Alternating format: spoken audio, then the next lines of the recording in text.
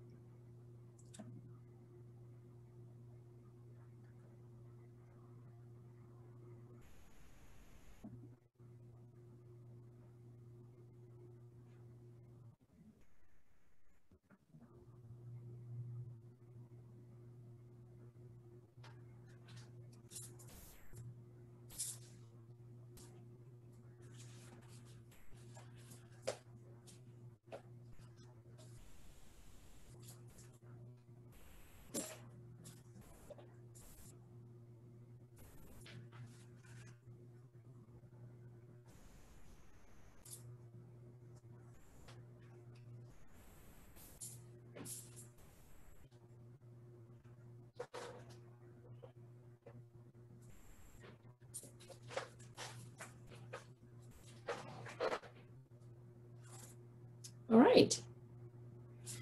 Well, welcome everyone to Content is Still King. My name is Heidi Pearson, and I am the co-founder of Turquoise Media Group. I'll start off by telling you a little bit about myself. I am a 16-year veteran of marketing communications. I'm an agency kid, and what that means is I've worked at Ketchum, Weber Shandwick, Edelman, on a lot of popular consumer packaged goods brands. And that has been everything from ideation, bringing products to market, heavy social media, obviously, as of the birth of social media, lots of influencer marketing and procurement and publicity procurement as well.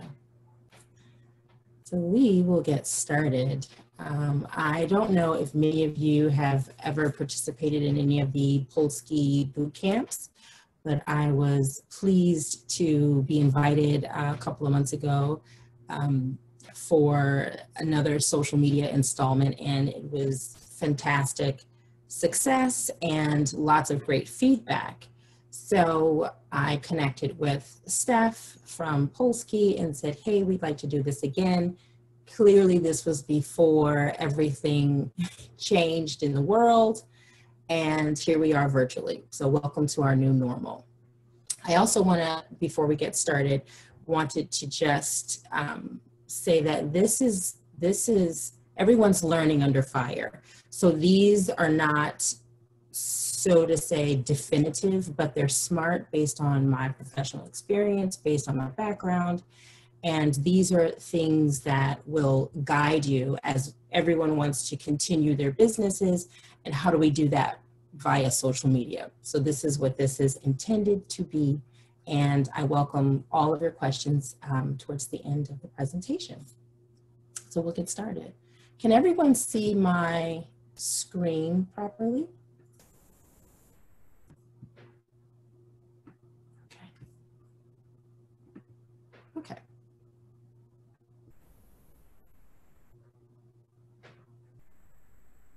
Perfect. So today we are going to go through our topics for this afternoon are what is social media content and how effective content and messaging can take the lead? What does social media communication in the form of content look like since COVID-19? Why is content still king? User-generated content versus produced content, and that means content that you've produced on your own. How to achieve and secure brand reputation with your social media and your digital content actions, and why your content doesn't work, and also leveraging social media ads.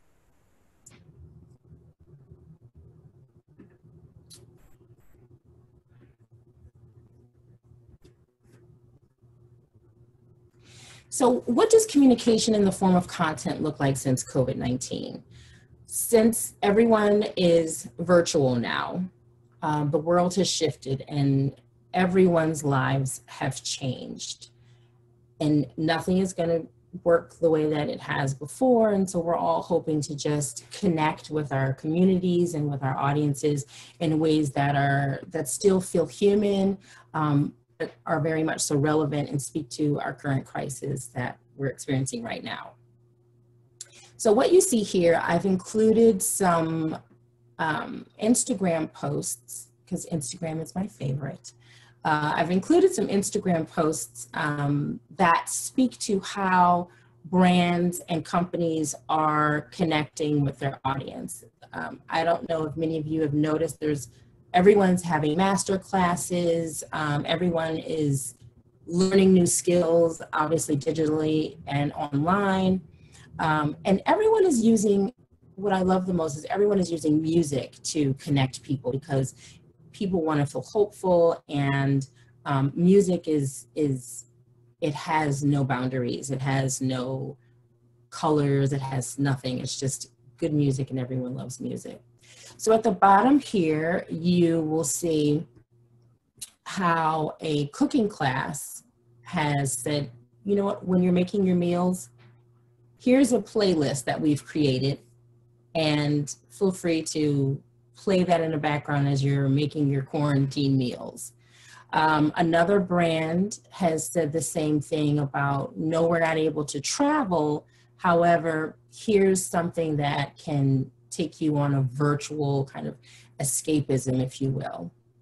And here's another post about consumer products masterclasses. So these are people that are taking you on an educational journey and an experience virtually as well. And these are all social media posts that explain to communities and to audiences and followers exactly what they should expect and what they want.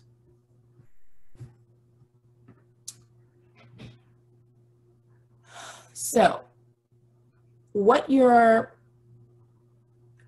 content should be doing is, right now, specifically in light of COVID-19, your content should be supportive and reassuring through your online communities.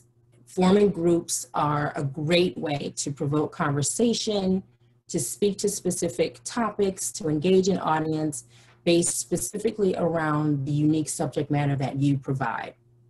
So what happens when a brand is a person instead of a company? Right now, a lot of people are also reinventing themselves. They're taking this time to figure out how to engage e-commerce and sell something online. But when you're reinventing yourself and you are presenting yourself as a subject matter leader or an expert, you want to put your best foot forward. So if you are the person, this particular woman, Jackie Unfiltered, she is a fitness, lifestyle, nutrition blogger. A copy of her page, I did a quick snapshot of what her Instagram feed looks like. Immediately when you go to the feed, before you even read anything about what she's ever done or read any of her captions, when you take a look at her feed, you get a real sense of exactly who she is and what she says she's all about based on her bio. You see food, you see fitness, you see style and fashion. So this is an example of how she's been able to successfully curate her page based on exactly what her bio says. Down here is a screenshot of my Instagram feed. I am a social media strategist. I'm also a photographer by hobby. I love photography. So when you go to my page, it should also, again, reinforce exactly who I am based on my bio and based on who I say that I am. You can just get a really good feel for that visually.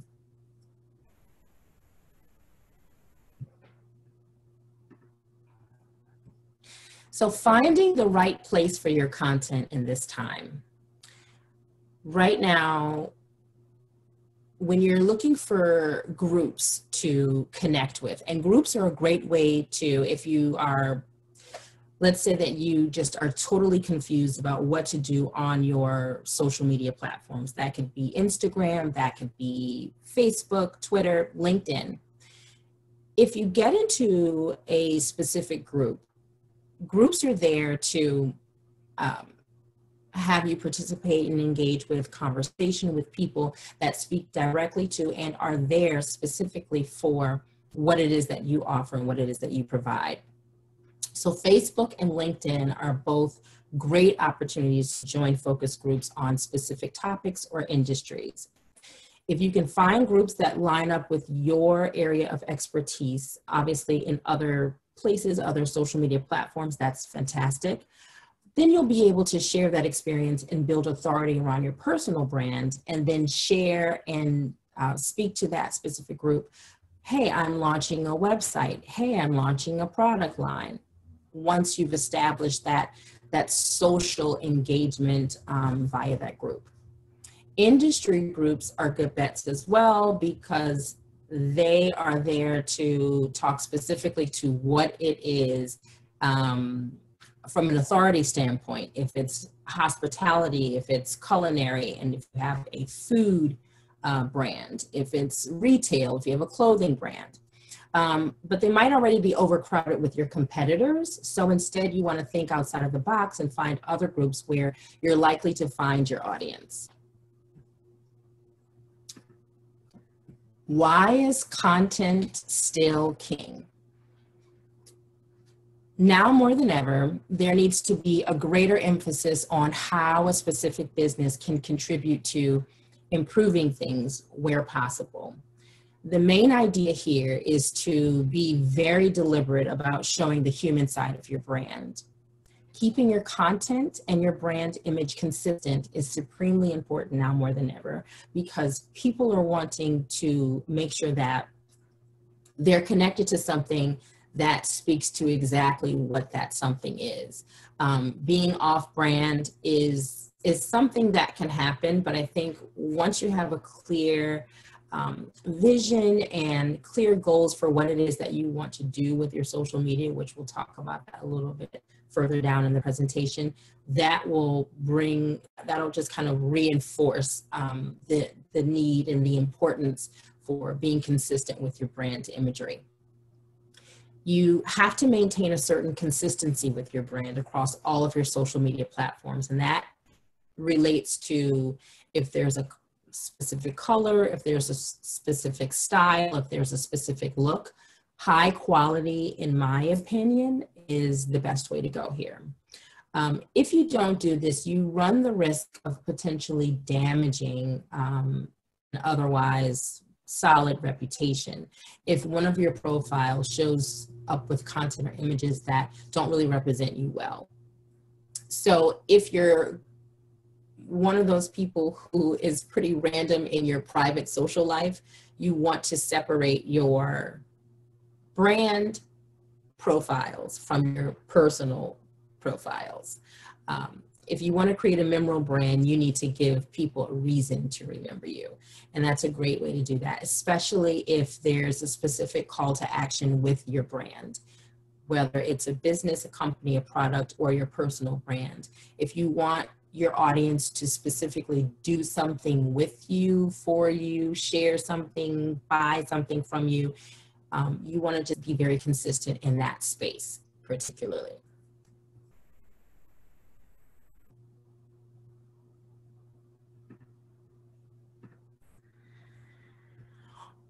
So another thing to remember is people are using social media now in the same way that they utilize websites. Typically, a person will go to your social media profile before they go to your website, whereas before social media just really got popular, people would go to your website first. Now, when people want to learn more about you, they may search for you on a number of social media platforms. So again, presenting yourself in a consistent manner helps you control their perception of your personal brand or whatever it is that you want them to know about you or know about your product, your business. So again, consistency and diversity in your content will make a way for a more reciprocal engagement with when you change up the type of content that you post daily.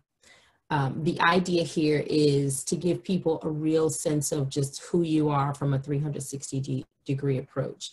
You are human, but you are business as well. And so they get a really good sense of who you are from your personality. A large part of social media that I think a lot of people just kind of overlook, you have to be social. In order for people to do anything with you, to engage with you, the key is to be social with people. So think of it as, you know, once upon a time when you could go to a meetup and a networking opportunity with lots of people in the room. You want to be social there. So social media is now a room with like a bigger room, a wider space with a lot of people in it. So again, being social is the best way to go. And it's something that you should definitely keep in mind because that's the key. The engagement is really the key for driving home success with your social media.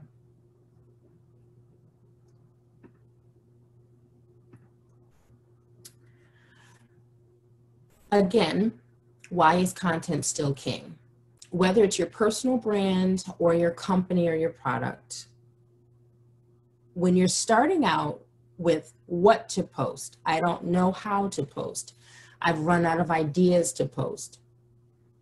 One of the things that I recommend, and this is from my PR days, whenever we're creating messaging for a brand launch, is to create an editorial calendar, if you will. This helps you, if you take a look at the image that I've inserted in this slide, this helps you focus on ideas that you can post on a daily basis and or however convenient it is for you to post. This gives you a clear map so that you're not confused about what to post if you're not just randomly posting something, you know, at a random time. You can schedule your posts, schedule your content in advance so that it speaks directly to, and this is also, let me pause for a second. This is also driven towards if you're launching something or if you're just starting, and think of everything you do as a campaign. So it needs to really speak to what's the message, what's the mission, what's the goal. And developing an editorial content helps you organize your thoughts from a content perspective and from a posting perspective. So you're not trying to figure that out. It works like a plan. And I'm very big on having a plan, writing it down with a real paper, real pen.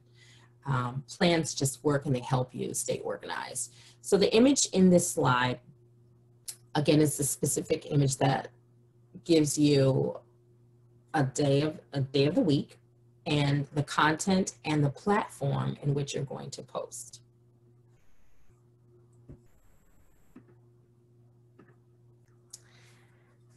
How effective content and messaging can take the lead.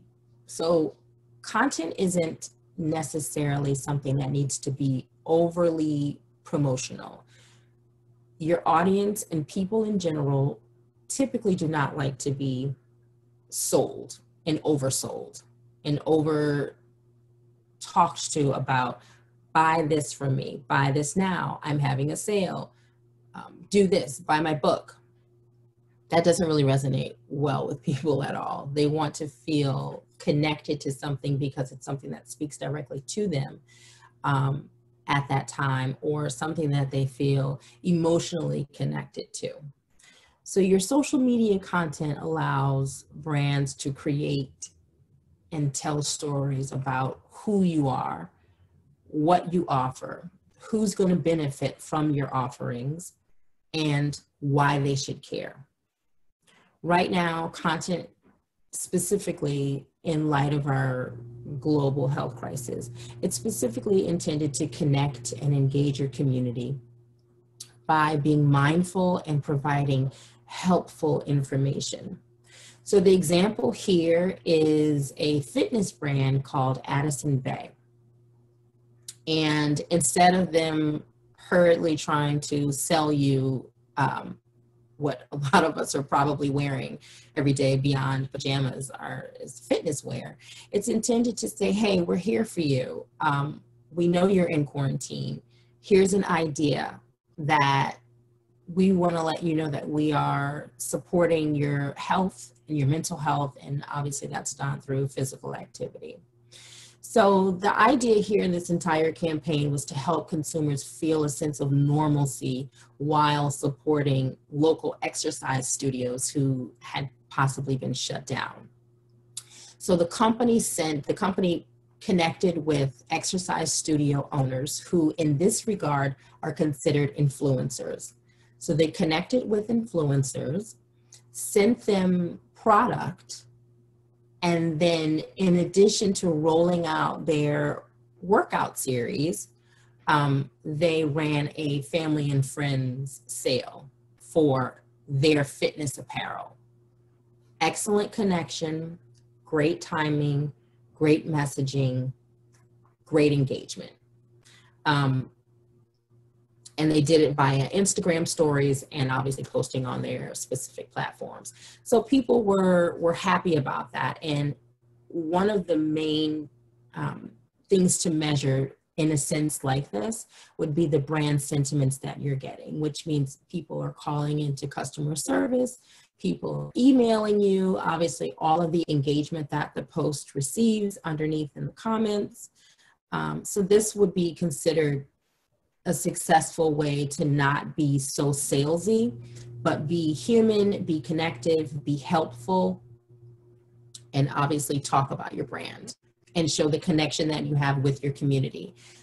In this case, again, the community, in addition to the followers of that specific platform, the community involves the fitness instructors and the exercise educators.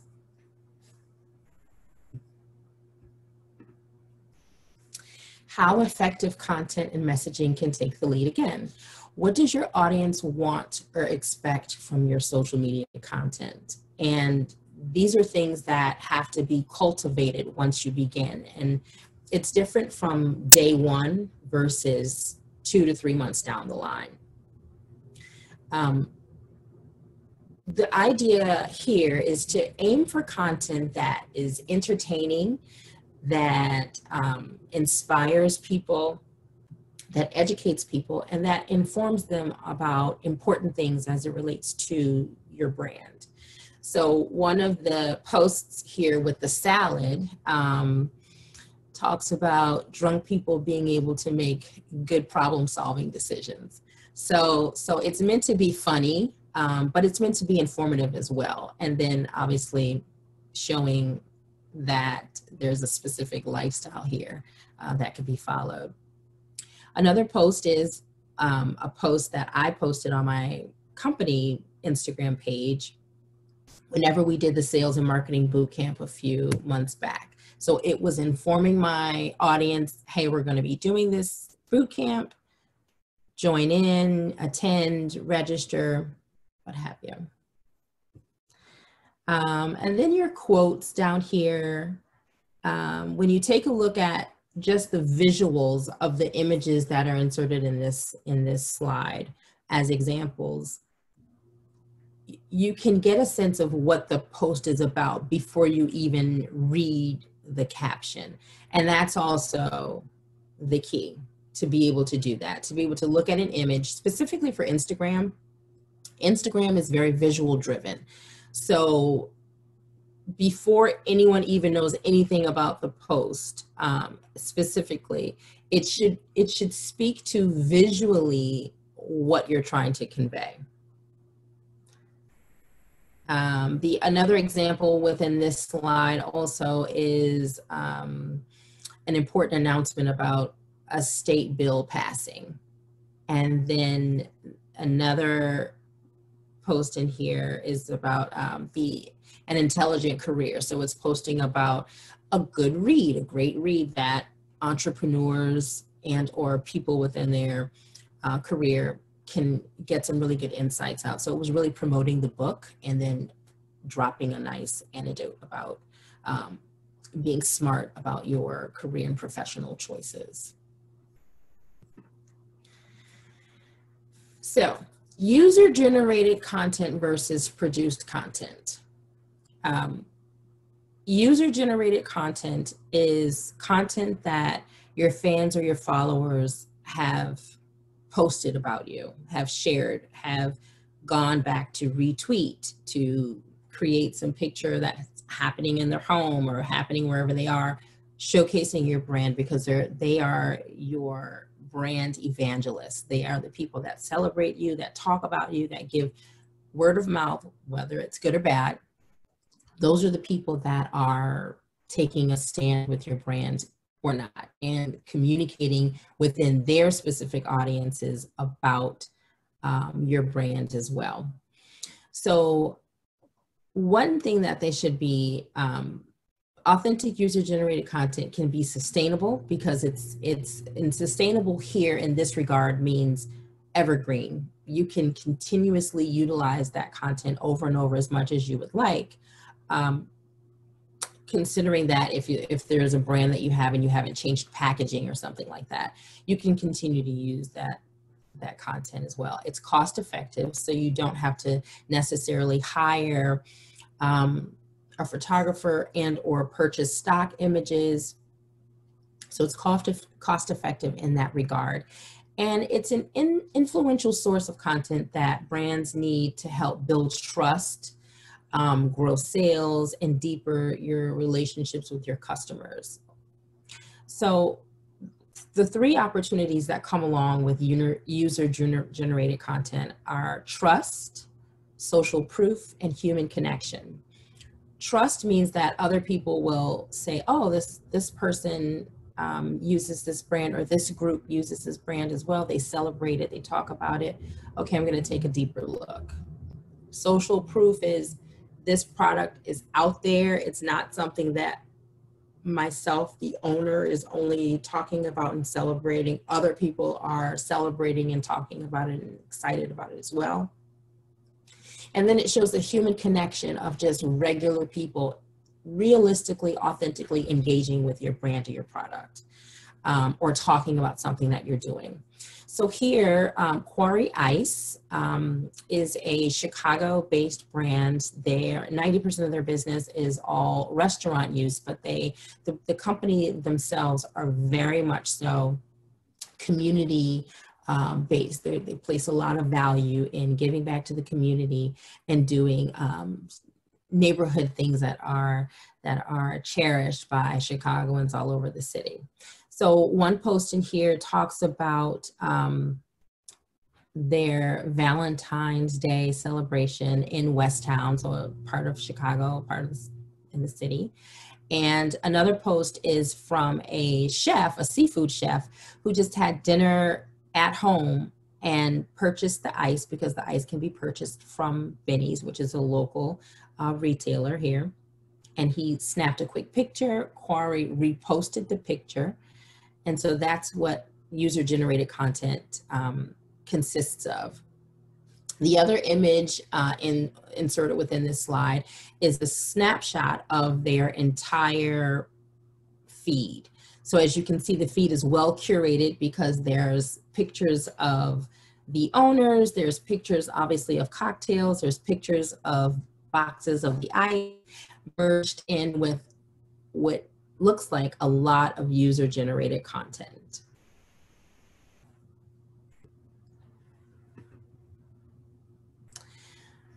So let's talk a little bit about why your content isn't working and what that disconnect can look like.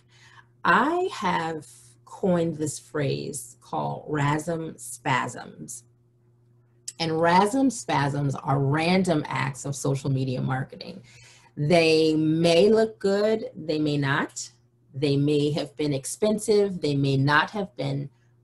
But the real point of why they're not working is because they're very much so disconnected and random. Being off brand, being disconnected from your messaging, being disconnected from, excuse me, from the goals that you have for your brand, it's not going to work. RASM spasms can be identified from anything from a Facebook campaign that is totally disconnected, a live video that is totally off brand, a series of Instagram stories that really have nothing to do, again, with your brand or with your messaging or with your campaign, a new Facebook, LinkedIn group that you may have joined that, again, speaks nothing about what your subject matter is, and random inspirational quotes just to like boost engagement. Your engagement is going to be very organic and it should be very authentic. That is the expectation. I can always tell when someone has purchased followers because the engagement is very off, it's very random, and the follower count versus the amount of engagement and or attention that a post has received is just really, really skewed. So again, being random, being off brand, will make your brand feel very disconnected, and it will kind of lose its reputation for being solid or being something that's trustworthy. It would potentially cause people to either unfollow, look away, not connect, not engage, or just be confused.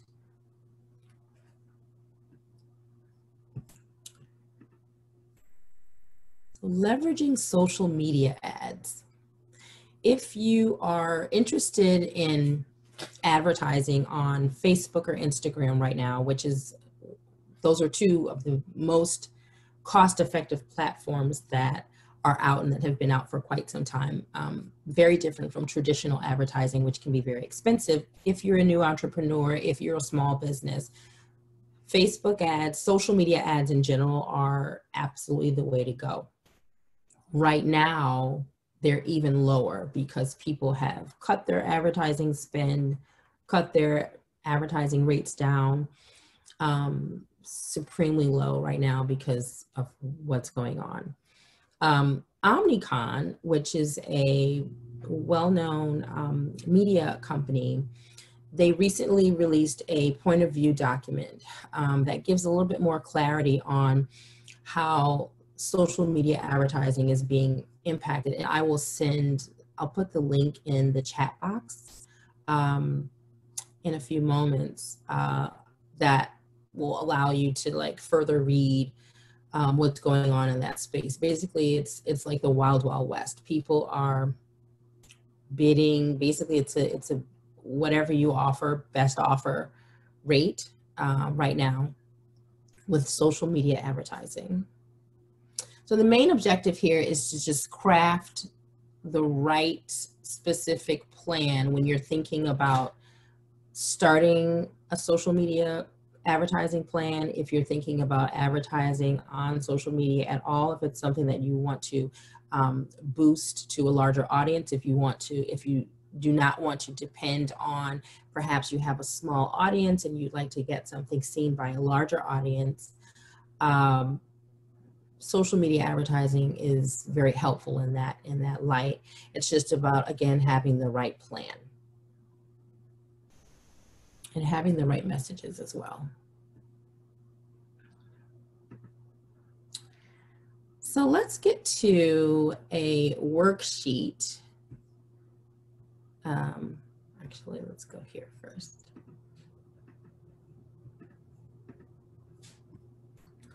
So let's talk about a few goals in this next section. And feel free to save this section later as a guide for you to work on your real plan with your real pen and your real paper, because that's how you're going to see the most success out of these efforts. And in these slides, I've given some specific examples, and I have a scenario that I discussed further down as well. So what are some social media goals to consider? Maybe you want to get more followers. Maybe you want more visits to your website. Maybe you want to increase your email database, so that if you have a blog or a newsletter that you're trying to send out on the regular basis, those are some of the things that are goals and are measurable, and they're SMART goals, and they're very relevant goals as well. So drive traffic to your website. One step further from having a good presence, a good brand presence on social media, is driving visitors to your website or your blog, because those are people that could potentially turn into customers, especially if you're selling something. So 3 in 5 marketers use social media to distribute their content and drive traffic to their sites. A team at HubSpot, for instance, grew their monthly blog traffic by 241% over 8 months through social media experiments. Now, these social media experiments need to be on brand. They need to be, and experimenting is positive, it's healthy, it's necessary. Audiences kind of expect experiments, if you will, because it's a human thing to do, to test and try everything out. So it's a great way to do that. The metrics that you want to measure when you're trying to grow traffic, you want to ask specific questions that will lead you to identifying and being able to just kind of understand the data in terms of the feedback that you're getting from said experiments. So if you want to drive traffic from social media, one of the questions you want to ask is, how many visitors are coming from social media to your website? So if you're driving audiences from Facebook, or driving audiences from Instagram, driving audiences from Twitter, from TikTok, or from LinkedIn. Share of overall traffic. How much of your overall traffic does social media account for? Bounce rate of social media traffic. What is the quality of the traffic from social media? So are these targeted audience members? Are these targeted fans? For instance, if you're selling educational tools to teachers, how many people are not a part of that specific audience segment coming to your site and potentially buying, loading up a shopping cart, leaving comments in the comments section, sending messages? So are these specific people that you want to target? And that's what measuring quality of traffic determines. And then clicks on your social media posts. How well is the messaging of your social media post performing? Is there a specific call to action where people are actually doing something based on what you're saying in your posts, based on your captions and your content and copy? How to measure traffic to your website. So there's Google Analytics is fantastic for doing this. And it's probably one of the easiest tools for tracking web traffic. It provides you with information about your website or blog traffic from various sources, including social media. It's free, it's there, it's fantastic, it works, it's understandable, even for the most non-seasoned social media user. Google Analytics, once you get in there and play with it a little bit, it's very digestible, very understandable. You don't need to hire anyone to understand what your Google Analytics are saying to you.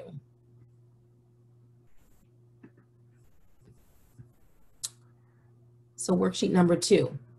Let's say one of your goals is to boost brand engagement. So engagement is the second top reason why marketers use social media. And research has found that social media interactions improve brand perception, loyalty, and word of mouth recommendations. So engagements are all of the comments that are happening underneath your posts, all of the people potentially leaving you or sending you direct messages, asking for further questions. Engagement is where the social media magic is happening. That is where people are talking to you, talking with you, talking about you, what have you. That's what engagement measures. So social media's platforms have algorithms, and the algorithm skews higher and is more intentional about raising your viewing rate, if you will, based on algorithms, based on engagement, I'm sorry. Algorithms actually like engagement over likes and followers. So Facebook and Instagram specifically, they place priority on posts with higher engagement on their feeds due to believing that users will be more interested in seeing highly engaging content. So in other words, if, I don't know, a music brand launched a new album about We Are the World, and the album and the specific song or the specific single really resonated with just a massive amount of people, that post will receive preference over all of the other posts that are flying in every second. But that post will potentially be at the top of everyone's feed, and the explore page on Instagram for people to consider tapping on it because it received so many likes, but there was so much commentary and engagement going on in the comments section underneath the post. The main idea here is if you want people to see your social media posts, you have to produce engaging content and respond to your community. So that means if someone leaves a message underneath, you do want to, so posting is a combination of things on social media. It is posting great content, and there's no way to say or to determine really like if a lot of people are going to like a post that you thought was a good post. It's a matter of how you're cultivating your community, how you're speaking to them, if you're giving them consistently content that they find relevant and engaging to them. 9 times out of 10, the posts will get engagement. Engagement can be someone saying something or simply someone leaving an emoji, like a heart. Here, the potential metrics to measure when you're talking about engagement: likes, shares, and comments per post. How many people are interacting with you on your post? Mentions and replies. So if someone reshares and or in their post, they mention your name, tagging your name, or replying to, if they're commenting on it and then you reply to them, how many people are mentioning your brand and how many people have you replied to? Those are things that are important to measure, and those are things that you should actively be doing on your social media. And then how to track engagement. Just like brand awareness metrics, you can manually track engagement metrics through platforms themselves. Instagram specifically, if you set your page up for either a creator account or a business account, you get real-time, every day, every hour, every second analytics on how well your page is performing overall, the engagement count. You get all of that in one quick snapshot on Instagram and Facebook as well. Or you can use a social media analytics tool, again, to help you understand what your engagement looks like. Some of them are free and some of them are not. And I am actually going to add also in the comment section some of those tools as well.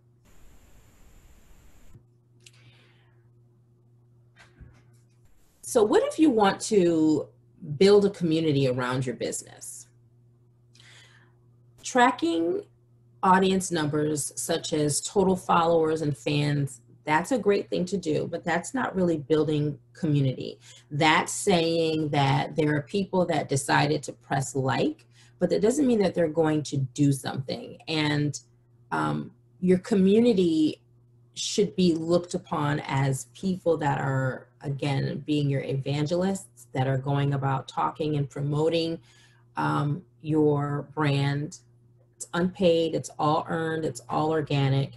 But we've also noticed a rise in the number of closed communities and chat businesses that closed communities that businesses have been focusing on over the past year or so. And so closed communities are communities that chat amongst themselves in the background in the DM. So that may be people sharing a lot of your content on the background and not showing and not sharing that content up front where you can see it. The types of goals you want to set for these communities may feel very different from your overall community. There is a way, specifically in Instagram, where you will know and you'll be able to see it for free if people have shared your content behind the scenes.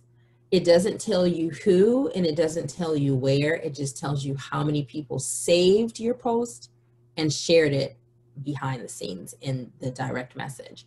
And those are metrics that if you're looking at the behind the scenes shares, then that has a different level of success for how well it posted or how well your campaign did versus something that was posted and shared where everyone can see it.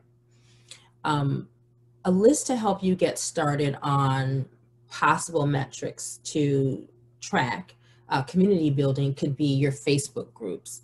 So number of posts, likes, and comments, like how engaged is that specific community? And for instance, for Twitter, which is one of my favorites as well, but for Twitter, the number of participants and tweets per participant. So that means how many people are involved in your Twitter chats and how engaged are they? If you, for example, post on Instagram that you're going to do a Twitter chat on Tuesday or Thursday and it's Sunday, you post again on Monday, don't forget, tune in at whatever the time is, and then Tuesday gets here. You want to see how many people were engaged enough in the Instagram post to then go to your Twitter chat, participate, comment, share. You want to measure that. You want to see how effective Instagram was for promoting your Twitter chat, or how effective your Facebook post was towards promoting your Twitter chat. And that's what that basically means. And for Slack communities, Slack is another social media platform. The number of active users, how many people are actively involved in your Slack community? Again, this is another group. This is like LinkedIn, this is like Facebook groups. Slack is another community building group-based platform as well. How to track community building. There are many great tools that can help you track data automatically. So there's Gridix and Community Analytics for Facebook specifically. And for Twitter, there is a tool called Keyhole and another one called Hash Tracking, because hashtags, that is another very specific topic. Hashtags are your friend. Hashtags help you measure very easily without the use of a tool. If you go to a specific hashtag, maybe it's a custom hashtag that you've created, or maybe it's a hashtag that you use because it's popular amongst your audience or amongst your subject matter. Hashtag lets you know what's going on in that space regarding that specific hashtag. So hash tracking is another tool for that. And we'll talk about that a little bit more. I'm not sure even in this specific presentation, but if people have questions about it, that's fine. We may be even talking about that in the next segment of this series. Let's go to message mapping. So message mapping has to do with helping you stay on message and stay on target with what it is that you are posting in your captions, what your brand story is all about. Message mapping is important in your editorial calendar creation, which we spoke about a couple of slides before. So it's a framework that's used to help you create your brand message that can be tailored to specific audiences. So let's say that you have a t-shirt company, you sell t-shirts to potentially 5 different types of customers. Music enthusiasts, outdoorsy types of people, and foodies.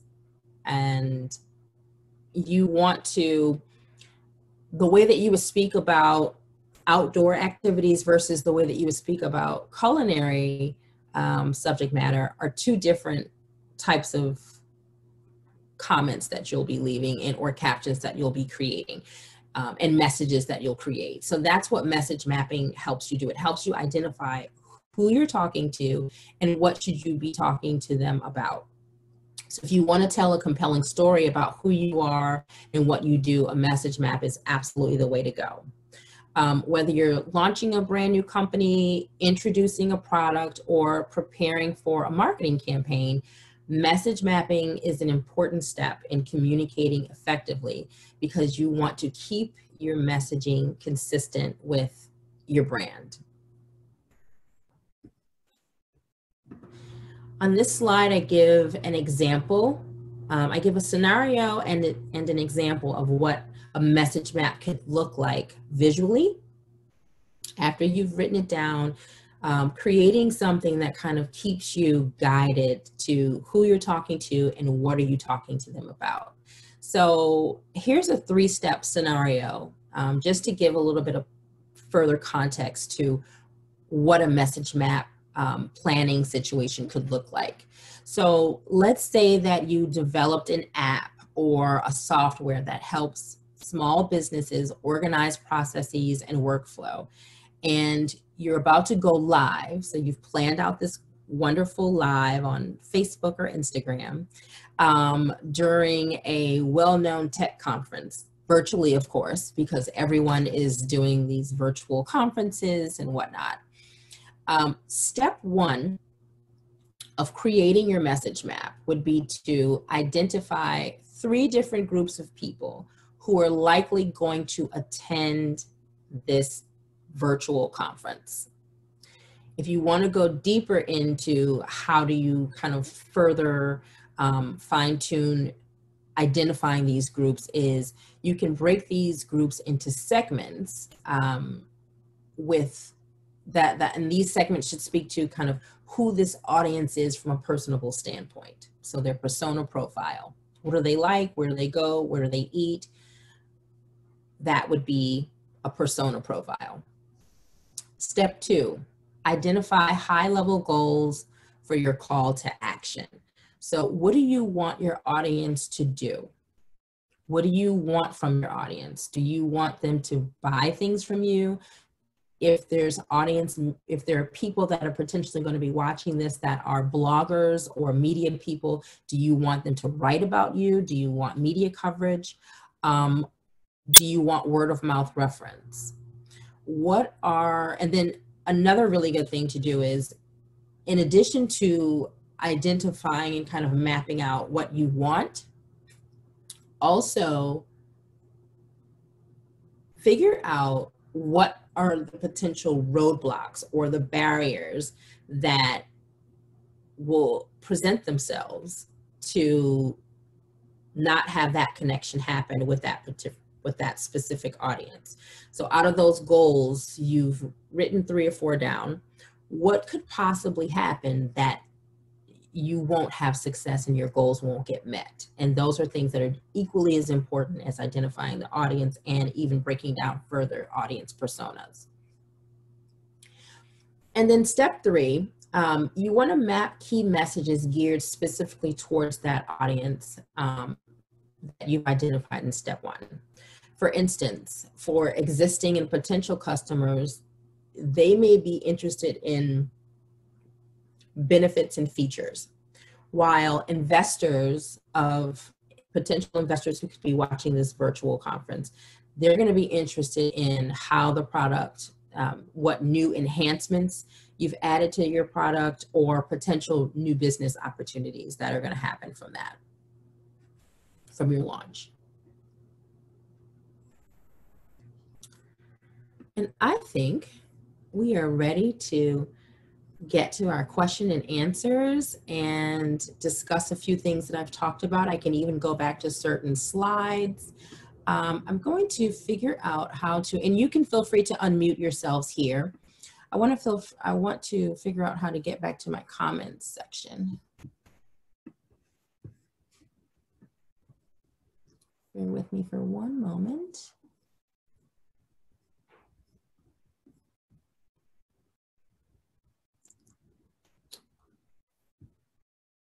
Because I did see a couple of questions come up, and I want to make sure that I'm answering your questions properly. Hello? Yes, I'm here.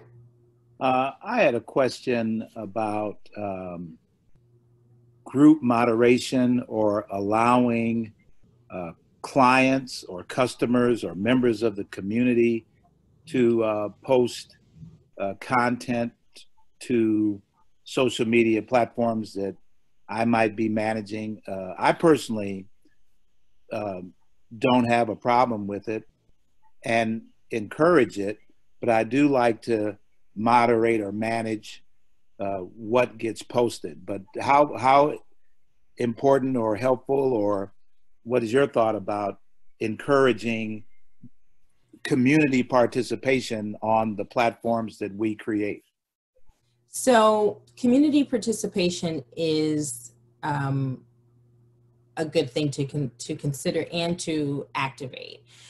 What that does, you could look at it as contributors to a blog or to a media outlet. You look at it as someone who is going to present their perspective. Obviously, you want to get things pre-approved and take a look at kind of what they have in mind.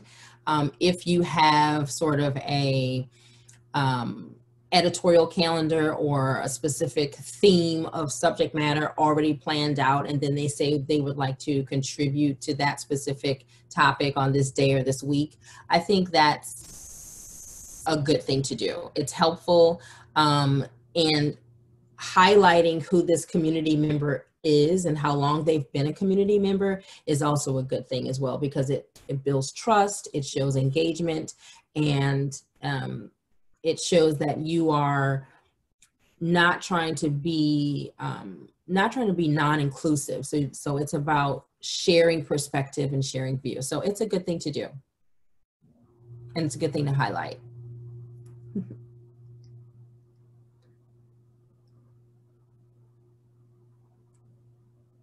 Any other questions? Yes, I have a question. Sure. How do you find a good theme or create that consistency to generate that engaging content? I find myself having a really hard time producing engaging content consistently on Instagram specifically. On Instagram specifically. So one thing you could do that's very helpful it's social listening. So are you familiar with what that is and what that means? Not really. So social listening is basically one way you could do it is go to whatever your hashtag is for the content. And could you tell me what your subject matter is? Well, this is more for my personal feed. Okay. That I'm trying to build for my personal branding. Okay. I'm actually in marketing, funny enough. Nice. But I guess with personal branding, I don't know if you can shed light on this. I don't know. So go ahead. What's your subject matter that you talk about? Like for your personal feed, like what does your bio say about you? See, that's the thing I'm struggling with. So like that's the very thing, like how do I find a theme or like a subject matter that resonates with who I am, but also is engaging with others so that it's beneficial on both ends? So one way that you could do that is just be authentic about, I'm a marketer, navigating life. I love all things outdoors and art. Just tossing that out there. That's your bio. When you're looking for what to post about, you want to connect it to who you really are so that it doesn't feel forced, so that your content doesn't feel like you're just searching for things to post about. For instance, if you're a marketer who is into art, and what is and let's say that your background in marketing is bringing brands to market, bringing new brands to market. So maybe you're reading articles just very quickly on like Adweek or Inc. magazine or anything like that. The profiles that you follow will feed your interest and your curiosity. And I always say, you don't have to make anything up. You can just take a subject matter from a marketing perspective or from an art perspective that you're interested in and just post about your impression about what you found or what you discovered. You'll notice that that'll lead you to other subject matter to post about as well. If you're posting once a week, twice a week, you want to be as consistent there, but that will lead you to other subject matter to post about.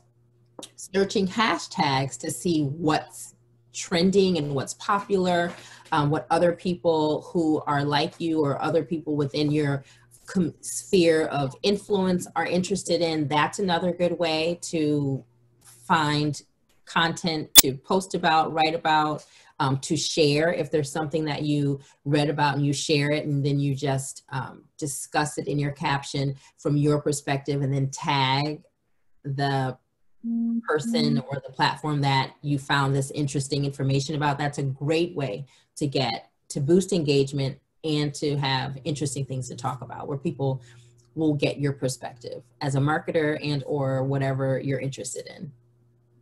Thank you so much. I don't want to take up more of the time. Maybe I can contact you after this, but I appreciate it.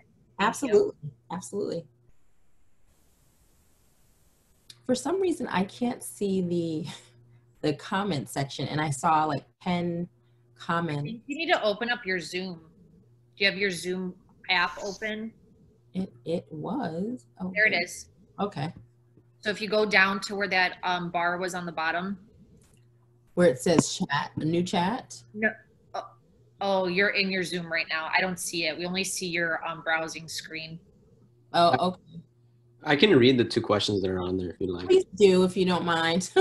Yeah, so the first one says, could you please share the Omnicom point of view document link? Oh, yes, I can. And I want to put that in the chat. So here's where it's going to get interesting.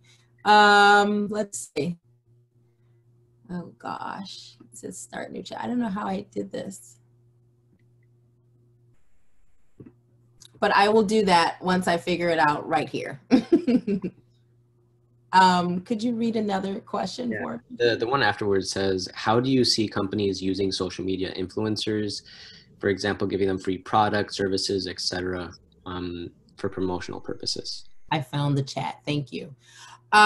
So companies use influencers, and I've spent a lot of years managing influencers, creating the asks that will create value for the brand or the company, because there's a lot of disconnect with influencers pitching companies to receive free product, but they're not presenting a solid connection as to how that value is going to truly be translated in whatever their content is going to be about. So brands and companies typically work with influencers that really influence, that really have the ability to engage their audiences in a way that is unique to them. And then the audiences actually buy something, go to a restaurant that they're recommending,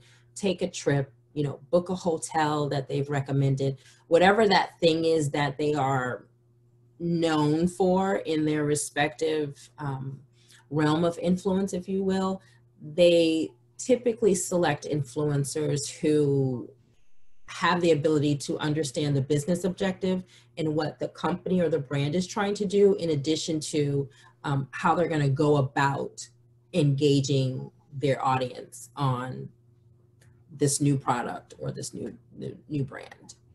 And so is your question also about how do they find influencers to work with?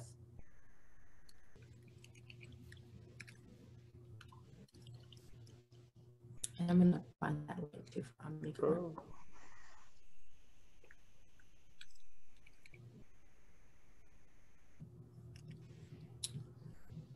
Okay. It's here. I'm just opening something so that I can give you guys the link to Omnicom.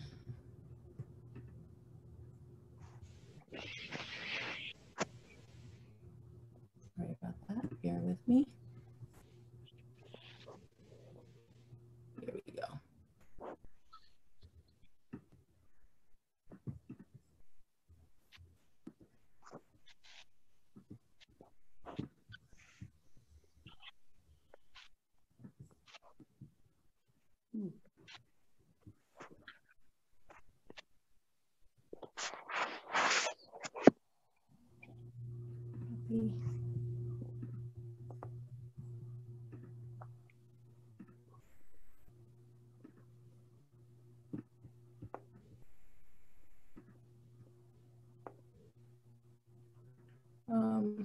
Okay. Oh, maybe it wasn't doing it for me.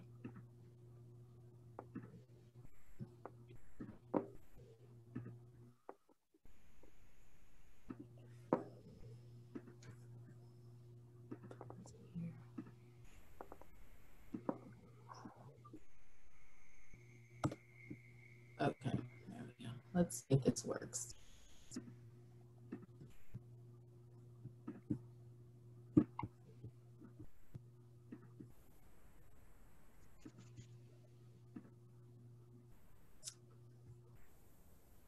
Well,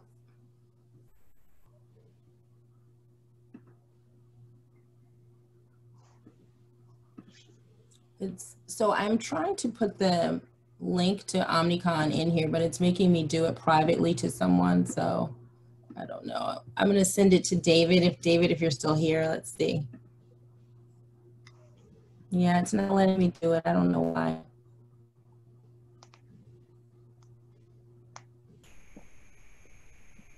Oh, everyone publicly. Okay, let's see if I can do it that way.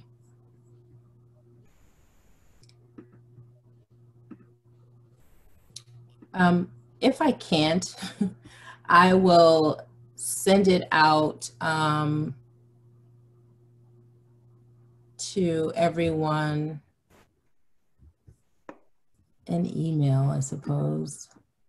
I'm not sure why it's not letting me. It says, I mean, I'm in the Zoom group chat, but for some reason it's not letting me paste the link there. So would it be beneficial if I went to the actual page on I'm sharing my screen so I could open up a new tab and go there? Would that help? Okay. Heidi, I'm not sure if that would help. You're also welcome to email it to me right now, and I can drop it in the chat. Yeah, let me do that. Thank you, Steph. For sure. I'm not sure what's happening right now, but something. So I'm emailing it to Steph.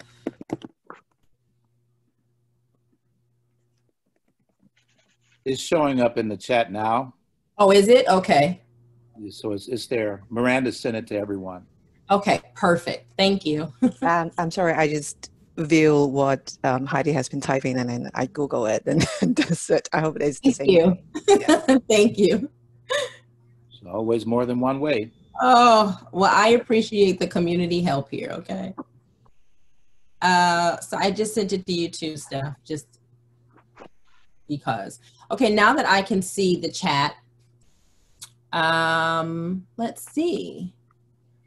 Okay, question. If you are launching a new product, how far in advance of a launch would you recommend producing content for your social media platform? So, very good question. So I am a believer of collecting all of the content that you have in mind for posting for a launch or whatever it is you're going to do in advance. The amount of content that you're intending to connect to your launch or to your campaign will determine how much time you need. Also, what kind of content are you trying to post? So or to include in your campaign, in your launch efforts. So if you're trying to produce a video series or a video story, obviously that's going to take a little bit more time because you have to put all the pieces together to shoot, to edit, and all of those things. If it's photography and you're not having to take that photography yourself, you're having to hire someone to do it. That also takes time for them to shoot everything, for you to ship things out, get product in their hands, for them to edit. So my recommendation, just in planning a launch, depending on what it is and like all of the moving parts that would be involved, you want to give yourself at least 6 to 8 weeks to get all of your content produced, and then plan out an additional 6 weeks for launch. And it could be less, depending on what that is specifically. And I think the person who asked that is Kira B. And Kira, if you're still on, if you want to be a little bit more specific, I could possibly give you more detailed information or just a better answer about timing. Yeah, I mean, it's for probiotic supplements, and we have plenty of time. We're well in advance because we're in product development. I mean, I think, I mean, in my experience with a launch, I would generally coordinate all of my activities at the time when the product was available. But I guess the question was, for social media with a brand new brand, do you want to also have a little bit of history, even if it's with users that are maybe in your very small, tight-knit community? You know, should you have some posts that are showing up? Like if you have an Instagram account, you know, maybe it's good to have posts that go 5 or 6 months back just to show some sort of history, even if that's not something that you're kind of actively looking to engage users at that point. Yes, I mean, all content, any opportunity to take people on a journey with you is always a great thing to do. It's you are showing authenticity and like, here's what we've been doing, here's where we started, here's where we want to go, and then obviously at launch, look at what we're doing. Okay.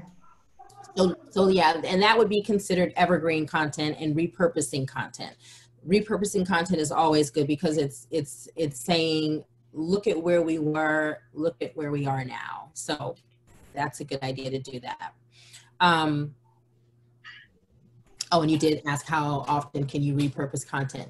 So repurposing content should be done to, again, show and take your audience on a journey. If you're getting ready to launch something, just talk about, you know, we were once here and now we're moving in a new direction. We have our old product line is still loved by many.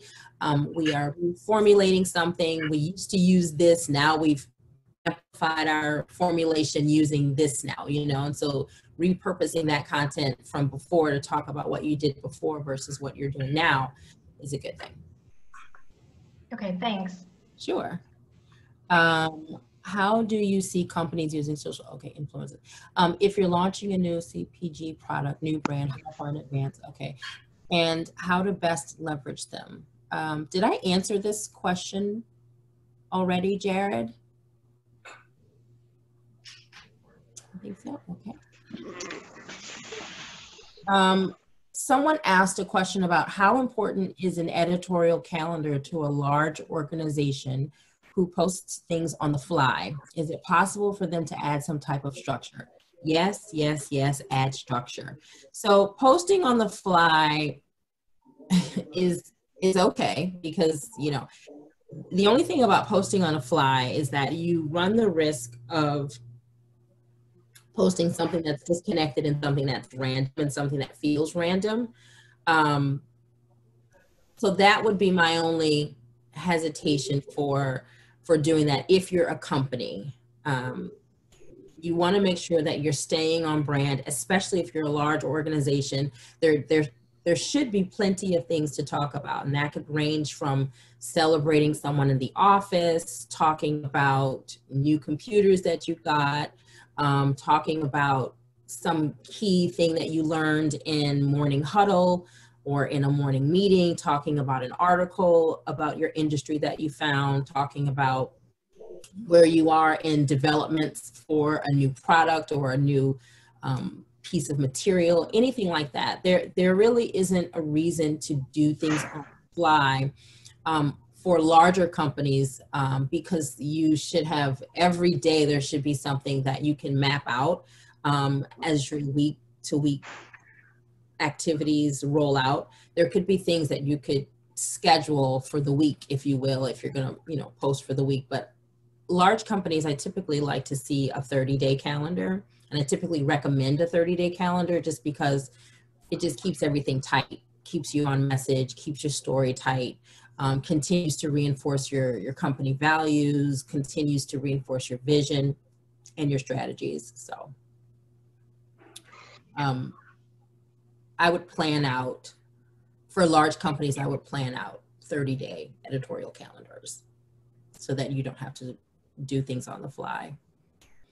Do you have tips regarding your social media calendar? About the link. Okay, I should have the link now.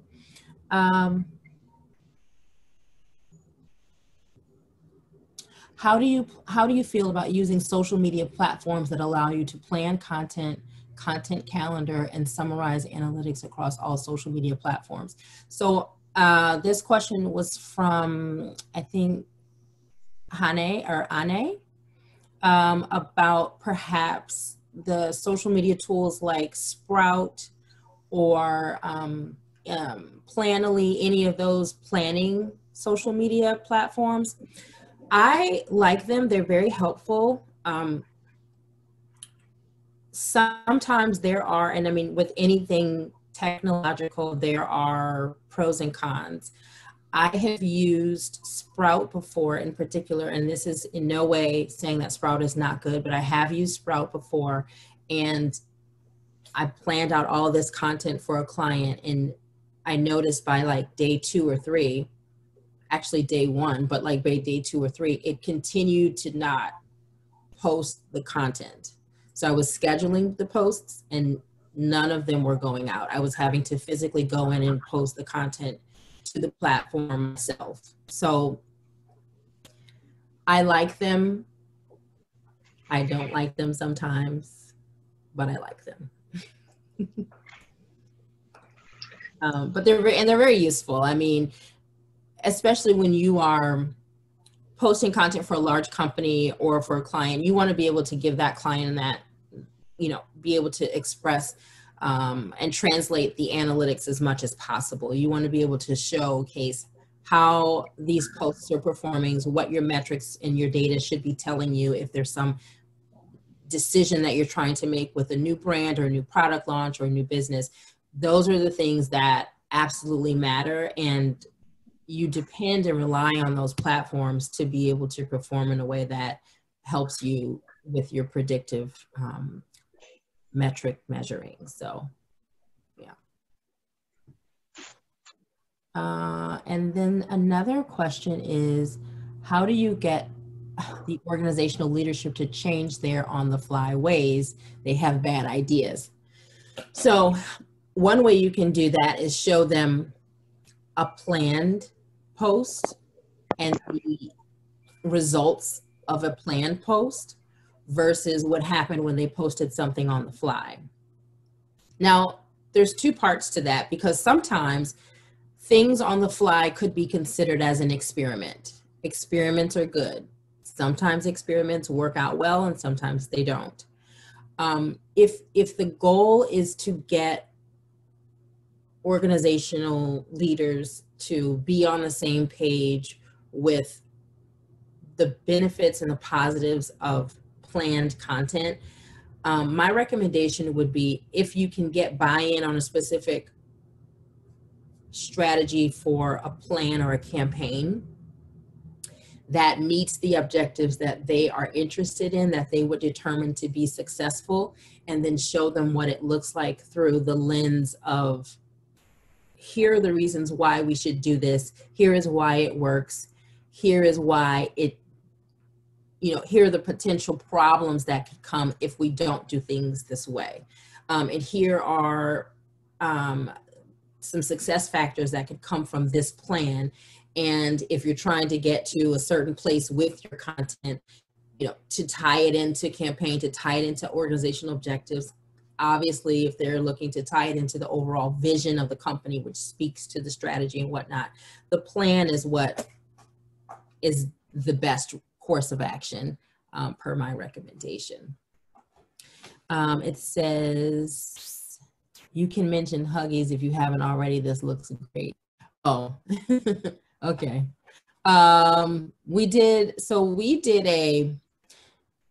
Turquoise Media Group did a campaign for Huggies launch last year in New York. It was very successful. The piece of the campaign that they were missing is they didn't have a succinct way to tie in a consistent social media campaign, if you will, tied into the launch for the influencers. So the influencer that we worked with, we created content that lasted beyond the campaign, but connected the campaign goals and objectives and messaging into 30 days post-campaign. So this particular influencer is all about baby showers, all about personalization and making baby showers fabulous and fun. And the campaign was surrounding using new diapers. So, and these diapers were all about personalizing it and the perfect gift for the upcoming parents. So after the launch took place, we created content for this specific influencer that really kind of spoke to the whole family and the lifestyle after the baby has come, after the baby shower, and ways that you can incorporate the family in caring for the baby, other lifestyle content for her that she's very much so known about, and it still was able to connect back to these diapers.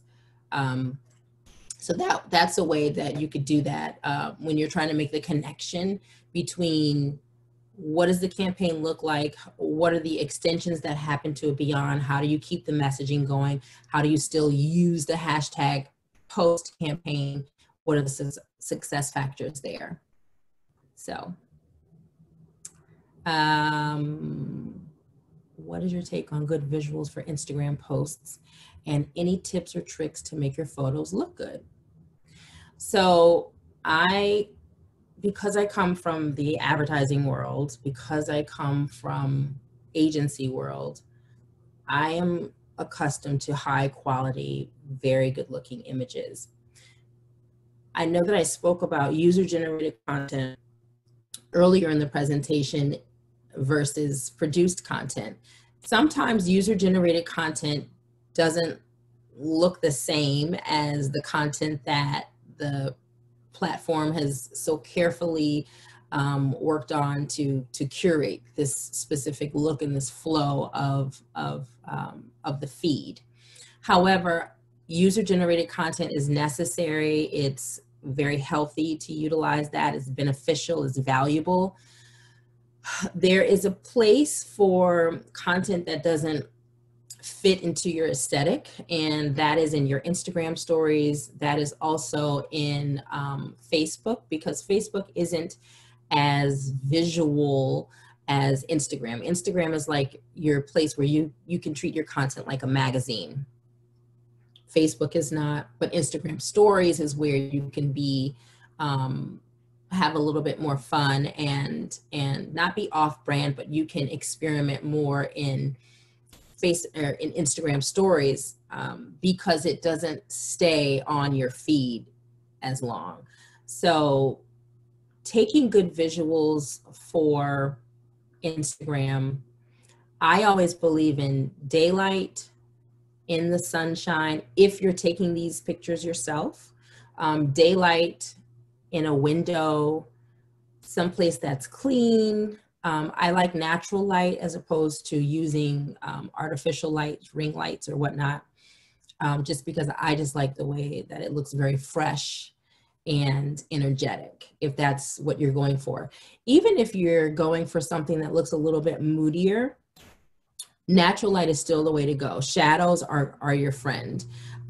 Every photo can look good or look better in post editing. So once you take the photo and then manipulate some edits to lifting color, maybe you want to place a fun filter on it, those are options that you can consider. So, and again, in terms of tips and tricks to make your photos look good, again, natural light is my preference. Specifically. Any other questions? And after this, I think after the second series, after the second activation for next week, I am going to have an ebook for everyone from this week and for next week as well. And Steph, I believe I'll send that to you if I'm unable to email it to everyone specifically. Yep, I'll send that out to everyone with the video links from the 2 sessions too. Perfect. Well, we are down to a final minute. Are there any other questions that anyone may have? Thank you, everyone. Thank you so much for participating. I hope it was helpful. I think it was, Heidi, and thank you for taking so many questions. Perfect. Thank you. All right, we will see everyone here, same place next week at 12. Have a great day. Thank you.